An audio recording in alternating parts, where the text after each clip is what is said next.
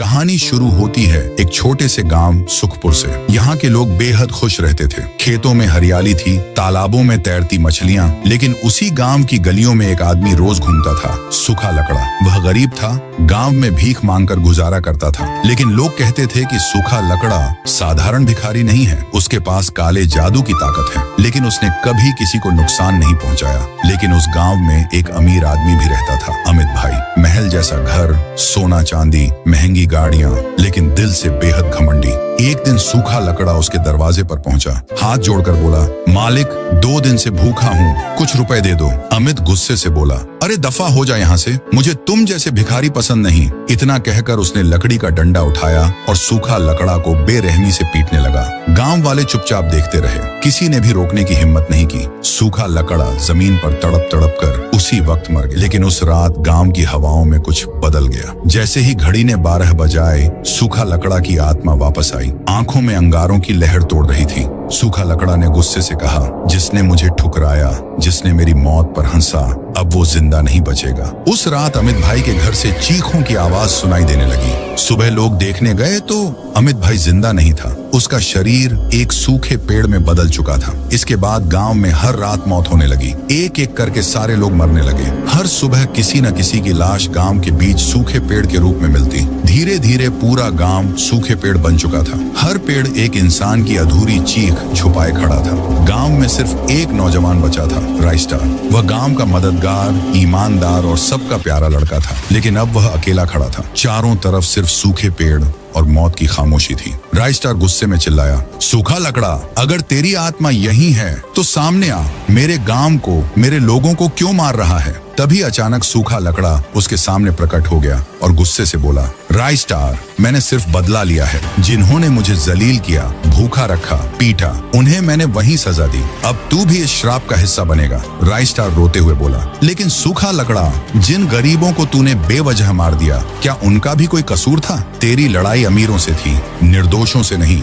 अगर तू वास्तव में इंसान था तो ये मौतों का सिलसिला रोक दे। तभी सूखा लकड़ा शांत हो गया और बोला, शायद तू सही कह रहा है, मेरा गुस्सा अंधा हो गया था। अब ये श्राप सिर्फ तू ही खत्म कर सकता है। तुम्हें गांव के बाहर पहाड़ी नगरी में जाना होगा और वहां से एक गुलाब लेकर गांव के बीच वाले सूखे पेड़ पर चढ़ा दो, तभी मेरी आत्मा को मुक्ति मिल सकती है। पर ध्यान रखना राइस्टार, उस गुलाब की रक्षा एक खतरनाक ड्रैगन करता है जो तुम्हें मौत के घाट भी उतार सकता है। राइस्टार ने कहा, गांव को बचाने के लिए मैं किसी भी खतरे से लड़ सकता हूँ। बिना वक्त गवाए राइस्टार पहाड़ी नगरी पहुंचा। वहाँ सच में एक विशाल ड्रैगन था। ड्रैगन ने कहा, चला जा मानव, यहाँ क्यों आया है? राइस्टार ने हाथ जोड़कर कहा, मुझे यहाँ से एक गुलाब ले जाने दो। मेरे गांव को सूखा लकड़ा ने तबाह कर दिया है। उसकी आत्मा को शांति देने के लिए मुझे यहाँ से एक गुलाब चाहिए। ड्रैगन पहले तो गरजा, फिर बोला, ठीक है, ले जा एक गुलाब। राइस्टार गुलाब पेड़ पर चढ़ाया। एक पल में सारे सूखे पेड़ टूटकर राख में बदल गए। गांव पर फैला अंधेरा हट गया। अब गांव पहले की तरह शांत था। लेकिन उस दिन से गांव वाले कभी किसी गरीब को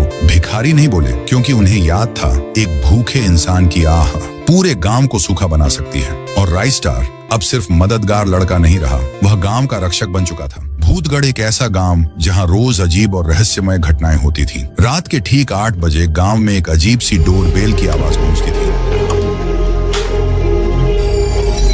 जैसे ही यह आवाज सुनाई देती, लोग डर के मारे अपने घर के दरवाजे बंद कर लेते थे। जो भी दरवाजा नहीं बंद करता, अगले दिन उसकी लाश गांव में एक सूखे पेड़ से लटकी मिलती। गांव वालों को पहले से ही पता था कि रात के अंधेरे में कुछ और ही होता है। राइस्टार भी अपनी आदत के मुताबिक रात होते ही घर का दरवाजा बंद करके सोने चला गया। लेकिन अज्जू भाई, जो हमेशा कुछ न कुछ भूल जाते थे, इस बार भी दरवाजा बंद करना भूल गए। उसी समय एक अजीब सी शापित आत्मा घर के अंदर दाखिल हो जाती है। गुड़िया अज्जू भाई के पास जाकर मंत्र पढ़ने लगती है और अगले ही पल अज्जू भाई गायब हो जाता है। सुबह उनकी लाश पेड़ से लटकी मिलती है। गांव में फिर से वही डोर बेल की आवाज सुनाई देती है।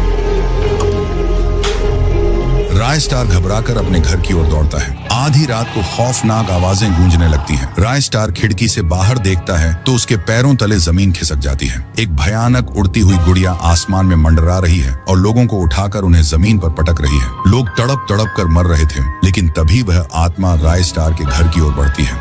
राय स्टार जल्दी से दरवाजा बंद कर लेता है। अगली सुबह गांव में हर जगह लाशें बिखरी हुई थी और लोग डर के मारे इधर उधर भाग रहे थे। रात को एक आदमी रास्ते से जा रहा था, तभी उसकी नजर एक गुड़िया पर पड़ी। जैसे ही वह गुड़िया के पास पहुंचा, गुड़िया अचानक अपने असली रूप में आकर फिर वही मंत्र पढ़ने लगी। अगले ही पल वह आदमी गायब हो गया। फिर एक शेर का छोटा बच्चा बनकर गांव में चला गया। गांव वाले बच्चा समझकर उसके साथ खेलने लगे। देखते ही देखते वह शेर अपना आकार बदलकर विशाल रूप में बदल जाता है। खौफनाक दहाड़ सुनकर गांव वाले इधर उधर भागने लगते हैं, लेकिन शेर ने एक एक करके सबको मौत के घाट उतार दिया और फिर आसमान में उड़ गया। गांव में फिर से सन्नाटा छा जाता है। हर रात वहीं डोरबेल की आवाज गूंजती है और गांव वाले अपने घरों में बंद हो जाते हैं। एक रात आत्मा ज्ञान के घर का दरवाजा तोड़कर घुस जाती है। अपने मंत्र से ज्ञान का गला काट देती है। सुबह होते ही गांव वालों को ज्ञान की कटी हुई लाश मिलती है। लोग अब पूरी तरह से निराश हो चुके थे और समझने लगे थे कि अब पूरे गांव को उस आत्मा ने जकड़ लिया है। अब राय स्टार ने ठान लिया